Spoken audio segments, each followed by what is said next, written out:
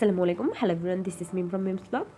আমার এই ভিডিওটা যারা ইউটিউব থেকে দেখছেন তারা অবশ্যই চ্যানেলটা সাবস্ক্রাইব করে দেবেন, আর যারা ফেসবুক পেজ থেকে দেখছেন তারা অবশ্যই পেজটা ফলো করে দেবেন। আজ আমি ছোটো মাছ রান্না করব, আর সেটা আপনাদের সাথে শেয়ার করব। দেখতে পাচ্ছেন এখানে একটা বাটিতে ছোটো মাছ নিয়ে নিয়েছি, আর পেঁয়াজ কেটে নিয়েছি, আর একটা বাটিতে মশলাটাও রেডি করে নিয়েছি। এখানে নিয়েছি হচ্ছে হলুদ গুঁড়ো, মরিচ গুঁড়ো, ধনে গুঁড়ো, লবণ আর অল্প একটু জিরা, আর এখানে 1 কাপ পানি নিয়েছি হাতের কাছে।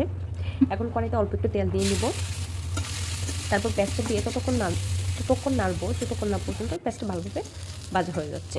দেখতে পাচ্ছেন বাদামি কালার হয়ে আসছে পেঁয়াজটা। এখন যে মশলাটা রেডি করে রেখেছিলাম সেই মশলাটা দিয়ে একটু পানি দিব, দিয়ে ভালোভাবে কষিয়ে নিব।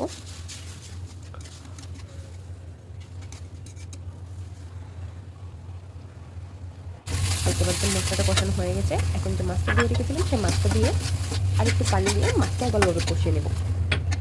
মাছটা ভালোভাবে কষানো হয়ে গেলে প্রয়োজন মতো পানি দিয়ে নিব। যারা শুকনো তরকারি, ছোটো মাছের শুকনো তরকারি করেছেন তারা পানি অল্প পরিমাণ দেবেন।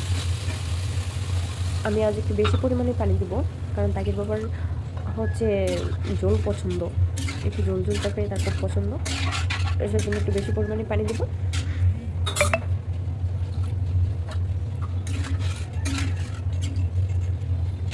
দেখতে পাচ্ছেন আমি পানি দিয়ে রেডি করে নিয়েছি, এবং এটা এখন হয়ে গেছে। এখন কয়েকটা মরিচের ফালি দিয়ে নিচ্ছি, মরিচের ফালিগুলো একটু সেদ্ধ হলে নামিয়ে নেব।